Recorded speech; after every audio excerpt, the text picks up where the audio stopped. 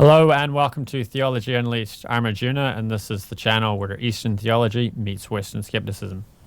Today I'm going to be responding to the well-known Hindu thought leader Acharya Prashant. Are you an atheist? What does being atheist mean? The soul is a myth. Even God is a myth. Spirituality has nothing to do with soul or God.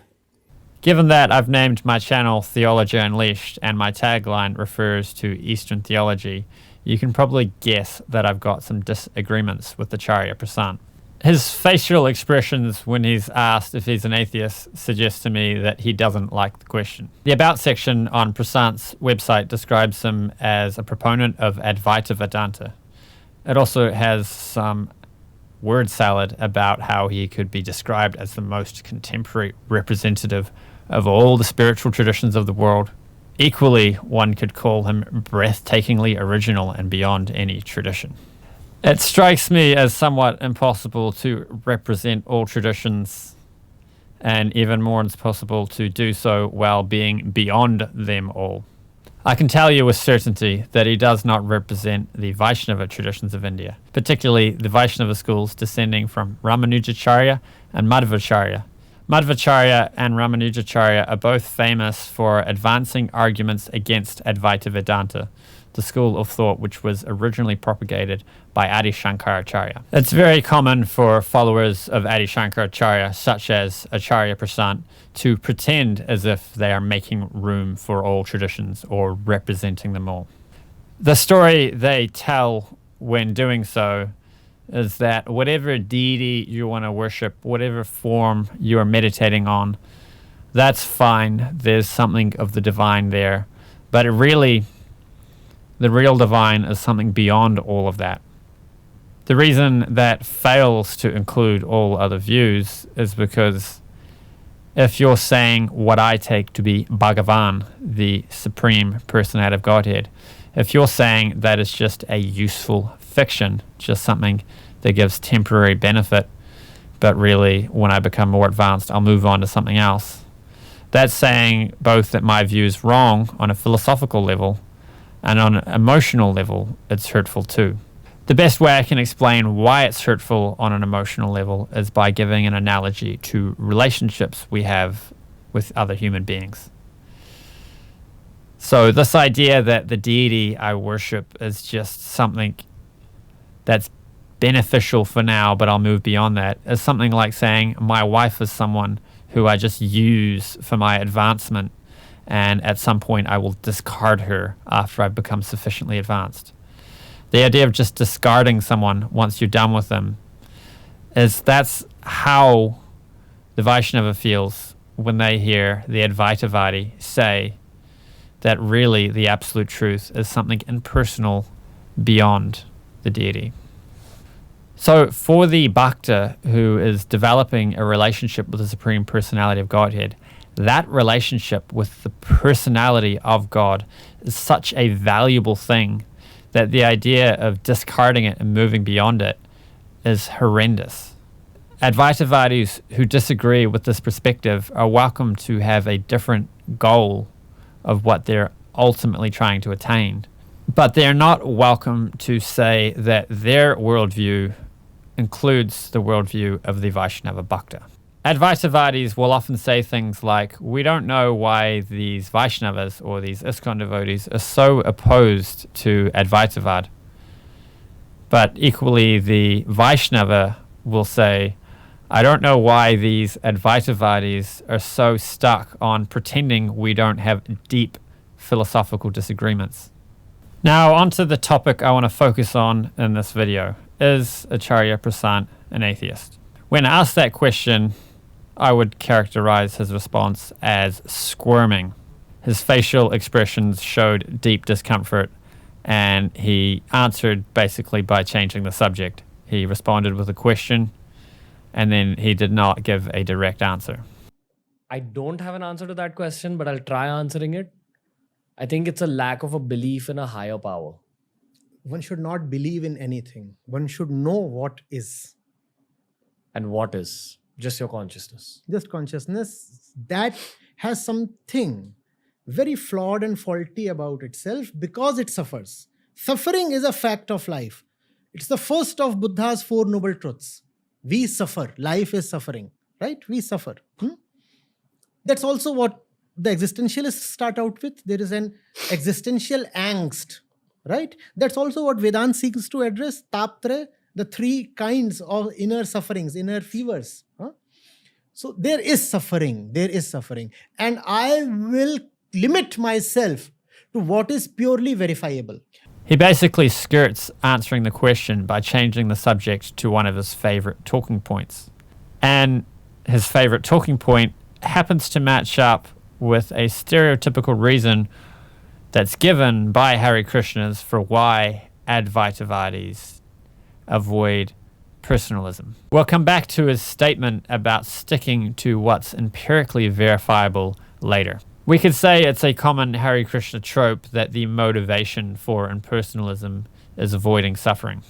The rationale for this point is that when you've had relationships and they've gone badly, we all know that other human beings can be a great source of suffering. And so many other things based on personhood can cause us suffering. So the idea of just dissolving into some kind of warm effulgence known as Brahman might sound quite appealing when you think that suffering is an unavoidable part of personal qualities. However, the Hare Krishna view goes on to point out that it's possible to have the good aspects of relationships without the suffering by simply removing the bad qualities from our hearts to the point where we become qualified to enter a realm surrounded by other people who are similarly qualified. And we don't have to wait till an afterlife to reach this. We can have pure hearts now and have high quality, pure relationships with other pure-hearted people. And we can even have high-quality relationships with people who are still full of faults simply by our hearts becoming pure and full of compassion to the point where we are not bothered by the faults in others but feel love and compassion for them. And we even may be able to help them advance too. Now, we don't disagree with competing views in the fire and brimstone for those who don't take to the same path as us kind of way that you might see from a born-again Christian preacher. Rather, it's more about what goal you want. So if this kind of personal relationships in an afterlife and in this life is the kind of thing you want to cultivate, then Hare Krishna is a good option. However, if you are persuaded by this idea that personal qualities are nothing but suffering, then by all means follow an Advaita Vedanta path. Now let's talk a little bit of philosophy about the definition of the word atheism and whether Advaita Vedanta does indeed fit this definition. The respected atheist philosopher Graham Oppy gives a nice definition of atheism. I think that properly we should define theism as the view that there's at least one God, and atheism is the view that there are no gods. And monotheism then as the view there's exactly one God, and we call that one God with a capital G. Atheists then are people who believe that there are no gods. And in particular, in our context, they believe that God doesn't exist. That's what an atheist is. There are other possibilities. There are agnostics, people who suspend judgment, so they believe neither that God exists nor that God does not exist. And there are innocents, people who, for whatever reason, don't have the concepts to formulate the proposition, so they just have no attitude towards it. So there's a kind of fourfold distinction. Now, there are other ways that other people like to use these words, but I think Graham Oppy makes a nice point that this is the most useful definition because it gives us a clear landscape and we know what we mean by the words. Some people who like to call themselves lack theists, that they simply are not convinced that God exists, they will like to call themselves atheism, and fine, they can call themselves what they like, but for the sake of definitions, we're going to go with what Oppy said. So the question is, does this definition apply to Acharya Prashant? So, when asked pointedly, "Are you an atheist?" he did not give a definite answer. Instead, he asked for a definition of the word and then rambled for a while. But the answer appears to be no, especially given that clip I played where in another video he explained that he thinks the soul and God are both myths. Even God is a myth. The question then is, if the word atheism does accurately describe his views, why doesn't he wear the title? I'll leave that up to your imagination. We can go through some of the points he did make in his little ramble in response to the question.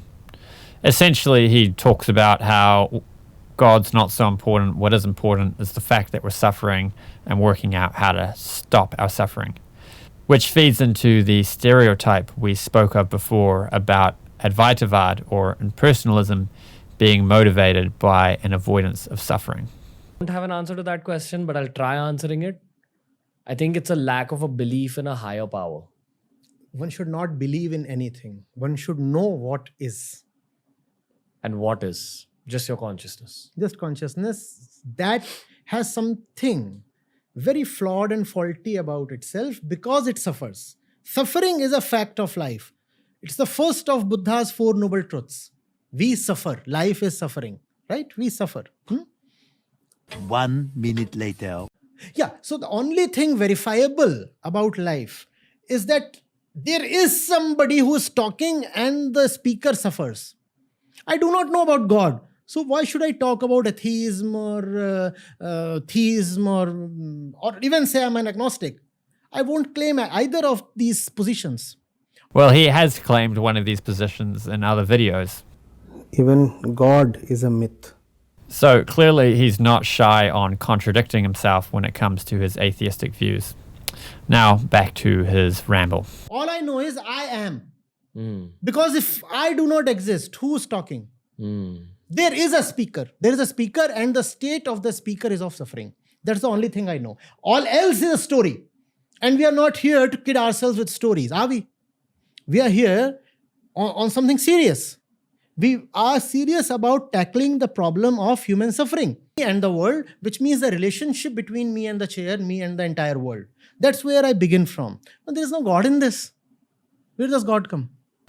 His talk of God not being verifiable strikes me as very consistent with atheism. What he's saying about an important mission being the eradication of suffering is something Hare Krishnas would agree with too. But we would add that more than that, we need to be seeking something higher. It's described that there's two tracks that the train of Krishna consciousness moves on. One is an understanding of the challenges, the difficulty, the suffering of this material world and material pursuits. And the other is an understanding of the beauty and glory of the spiritual realm. Prashant does go on to talk about the importance of having a positive to move towards, not just a negative to run away from. But he is extremely vague about what this positive thing is or looks like. Would you have taken the offer? Yeah. And in cent percent cases, the answer is no. This bit I find funny because Prashant asked the podcast host a question as part of a point he was making, but did not get the answer he wanted. And his reaction was to just pretend that didn't happen and say that 100% of people answer no to this question, despite the fact that the podcast host just said yes. Would you have taken the offer? Yeah. And in cent percent cases, the answer is no.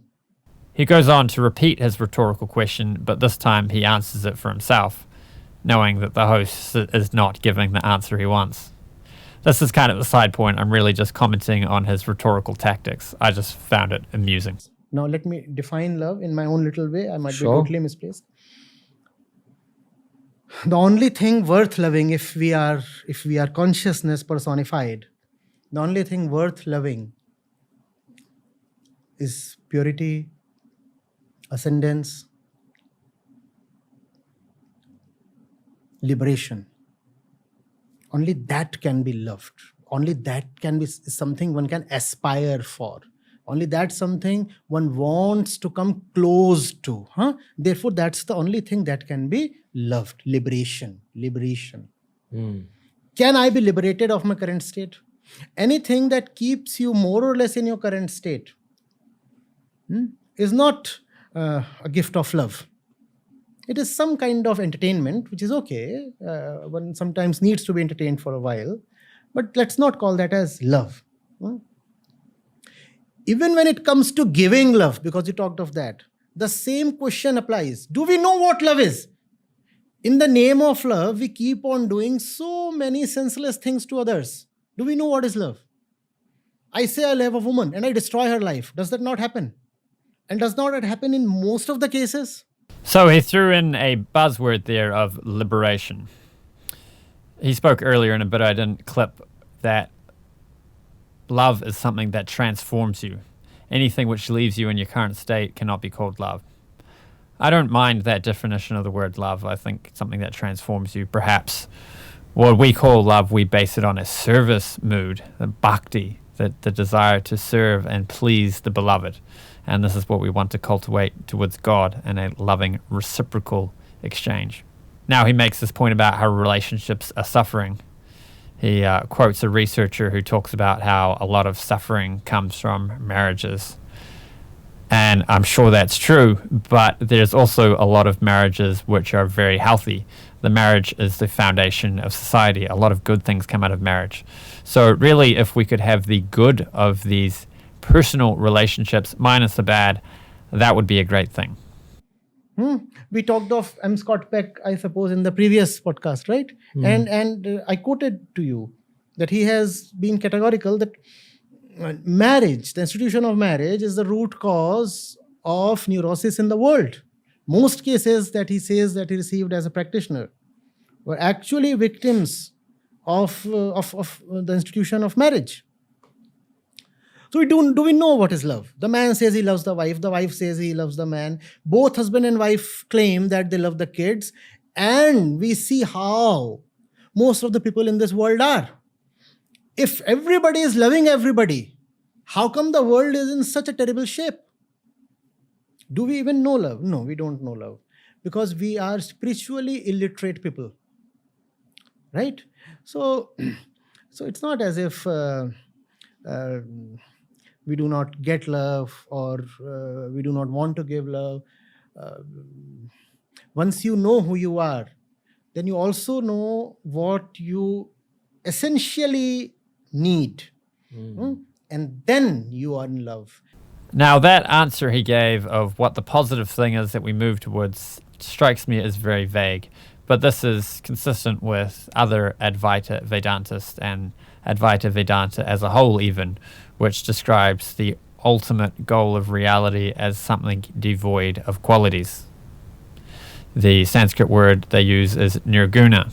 Now, us Hare Krishnas, we understand this word niguna found in the Vedantic text to mean devoid of material qualities, and then we have the term saguna to refer to having spiritual qualities, which is basically the same things that we find in the material world minus the bad qualities.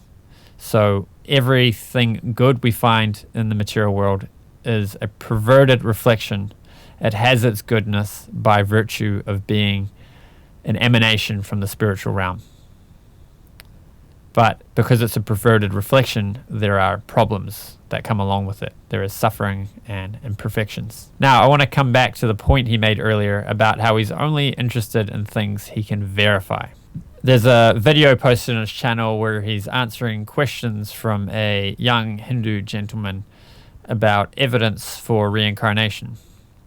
Now, as you may be aware, I've done the odd debate on evidence for reincarnation in the form of children who spontaneously report memories of past lives.